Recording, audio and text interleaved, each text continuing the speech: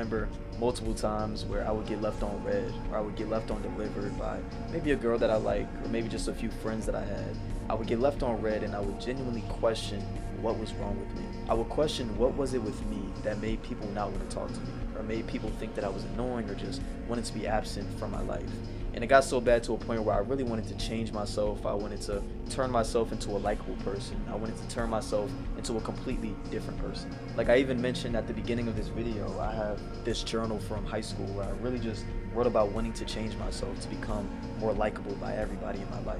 And obviously I feel like I've grown from that. I don't think that I think the same way back then, but it's still remnants of that even currently today. Even now, currently, I would get the thought that I want to change myself to become a different person. And although it's not as bad as before, it still comes up for some reason. But it doesn't really impact me as much as it did back then. And I'm not saying any of this to pity myself, to make you feel bad for me.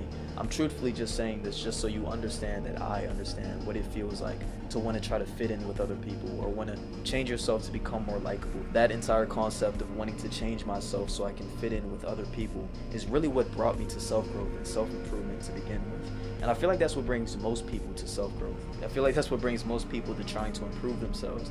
It's really just so they can improve themselves for other people, up until they realize that none of that ever necessarily works. I've talked about this a little bit on my channel before, but trying to grow yourself so you can become a different person for other people is never going to have you actually grow for yourself.